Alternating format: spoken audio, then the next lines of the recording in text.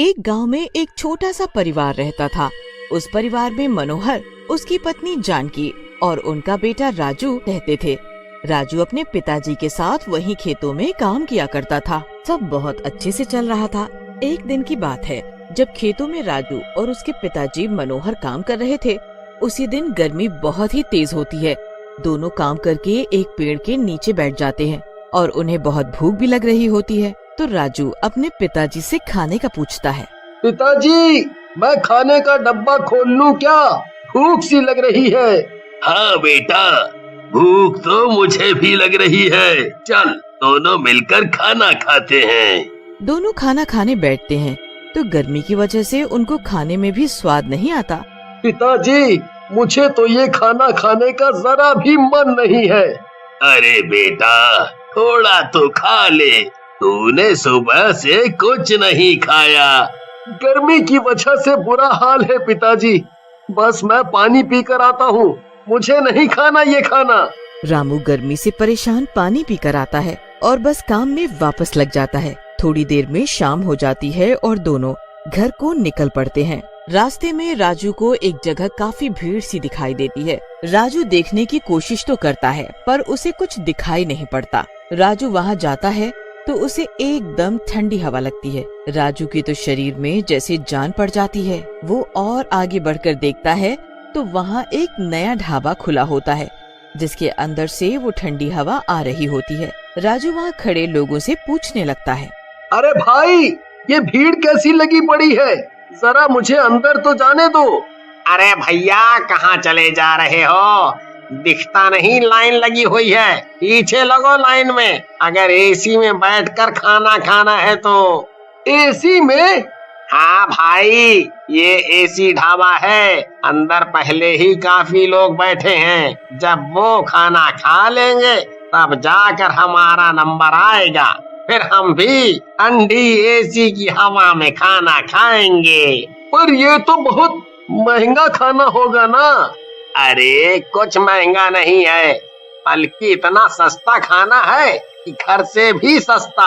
मैं तो बोलता हूँ तुम भी रोज आकर खाना खाया करो। राजू तो ये सुनकर बड़ा खुश सा हो जाता है और लाइन में लग जाता है। अब वो सुबह से भूखा भी होता है तो उससे बिल्कुल सब्र नहीं हो रहा होता। अंदर जाते ही सबके चेहरे पर एक अलग ही खुशी होती है। उनके पसीने तो मानो झट से सूख जाते हैं और बस चारों तरफ ठंडी ठंडी हवा। अरे भाई, ये एसी तो बड़ी ही कमाल की चीज है। पर ये यहाँ इस छोटे से गांव में एसी ढाबा खोला किसने है? एक औरत ने खोला है। देखना, अभी आएगी वो खाना लेकर। हरिया इतना बोलता ही है कि तभी सामने से एक सुंदर सी औरत हाथों में ढेर सारी थालियां खाने से भरकर ला रही होती है। अरे जल्दी जल्दी खाना खाओ, एसी की ठंडी ठंडी हवा में गर्मा गर्म खाना खाओ। आओ आओ, जल्दी जल्दी आओ और भर पेट खाना खाओ। पेट भर कर खाओ और पैसे की जरा भी चिंता मत करो, क्योंकि यहाँ 5 रुपए में भर पेट खाना मिलेगा। हरी और बाकी लोग पेट भरकर खाना खाते हैं। हरिया के पिताजी उसका घर पर अभी तक इंतजार कर रहे होते हैं कि हरिया कहाँ रह गया। कि तभी हरिया एकदम खुश और हंसता हुआ घर में आता है। अरे तू कहाँ रह गया था? मैं कब से तेरा इंतजार कर रहा हूँ। अरे पिताजी, वो रास्ते में भीड़ लगी थी ना, वो एक औरत ने हमारे गांव में एसी ढाबा खोला है और बस 5 रुपए में वहाँ जितना मर्जी खाना खाओ। अरे मैं खुद खाकर आ रहा हूँ और इतना स्वाद खाना कि मैं आपको क्या बताऊं। मन कर रहा था कि बस खाता जाऊं। बल्कि अब आप कल से हमें खाना बांध कर मत देना। मैं और पिताजी दोनों वहीं ढाबे पर जाकर खाना खाया करेंगे। हाँ, अब तुम्हें घर का खाना क्यों पसंद आएगा? जाओ तुम दोनों वहीं जाकर खाओ, मुझे भी थोड़ा आराम मिलेगा। उस रात हरिया बड़ी खुशी खुशी मजे में सोता है और अगले दिन अपने पिताजी के साथ फिर उस ढाबे में खाना खाने जाता है। गांव के लोगों का जो गर्मी में बुरा हाल हो रहा होता है, एक ढाबा खुलने से उनको बड़ा ही सुकून मिलता है। थोड़े दिन लोग खूब ढाबे के खाने का आनंद लेते हैं। हरी भी रोज ढाबे का खाना ही खाता है। पर एक रात हरिया के पेट में अजीब सा दर्द उठता है। धीरे धीरे दर्द बढ़ता ही जाता है और हरिया जोर जोर से चिल्लाने लगता है। हरिया के माँ बाप चिल्लाने की आवाज सुनकर आते हैं और हरिया को डॉक्टर के पास लेकर जाते हैं। डॉक्टर के पास पहले ही पेट दर्द वालों की लंबी लाइन लगी होती है। लोग दर्द में तड़प रहे होते हैं और मरीजों की संख्या बढ़ती ही जा रही होती है। किसी को कुछ समझ नहीं आ रहा होता कि ये अजीब सा दर्द किस वजह से है, पर इस दर्द के बारे में बस एक को ही पता है और वो है चंपा, एसी ढाबा चलाने वाली औरत नहीं बल्कि एक खूंखार चुड़ैल। मेरी तरकीब काम कर रही है। सब लोग मेरा खाना खाकर धीरे धीरे बीमार पड़ने लगे हैं और कुछ ही दिनों में पूरे गांव में ये बीमारी फैल जाएगी, जिसका इलाज पूरी दुनिया में किसी के पास नहीं है। धीरे धीरे पूरे गांव के लोग उस चुड़ैल के एसी ढाबे का खाना खाकर बीमार हो जाते हैं और किसी भी डॉक्टर के पास इसका इलाज नहीं होता। लोगों को समझ ही नहीं आ रहा होता कि आखिर वो करें तो क्या करे। चुड़ैल ये सब देखकर बड़ी ही खुश होती है और रोज अपना ढाबा खोलकर लोगों को जादुई खाना खिलाती है। एक दिन उस गांव में दूसरे गांव से एक बड़े ही ज्ञानी बाबा आते हैं।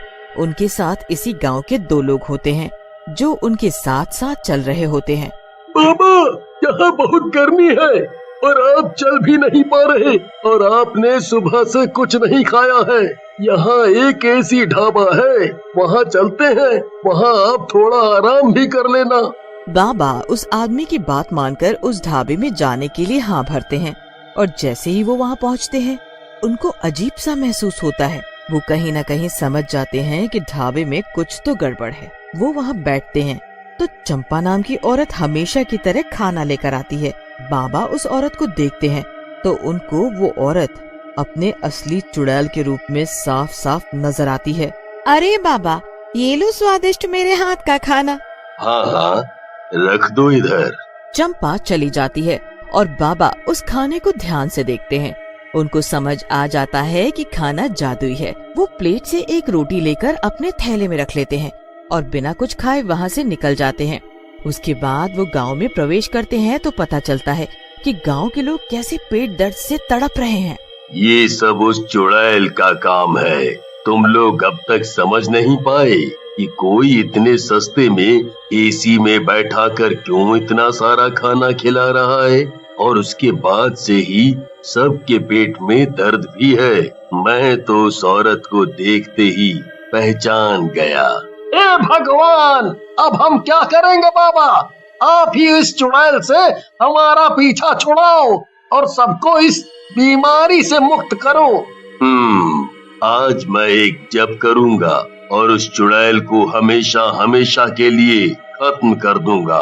तुम सब परेशान ना हो। उस रात बाबा बहुत बड़ी पूजा करना शुरू करते हैं। ओम भीम क्लीं स्वाहा, ओम भीम क्लीं स्वाहा। काफी देर के जप के बाद बाबा उस रोटी को थैले से निकालते हैं और उसके ऊपर मंत्र पढ़ने लगते हैं। मंत्र पढ़ते ही उस रोटी को हवन में डाल देते हैं और ऐसा करते ही उधर चुड़ैल के एसी में आग लग जाती है। आग, ये कैसे हो गया? नहीं, ये नहीं हो सकता। ये एसी तो खराब हो ही नहीं सकता था। आग देखकर गांव वाले ढाबे के आसपास जाकर खड़े हो जाते हैं और चुड़ैल अपने असली रूप में बाहर आकर चिल्ला रही होती है। मैं अपना एसी ऐसे बर्बाद नहीं होने दूंगी।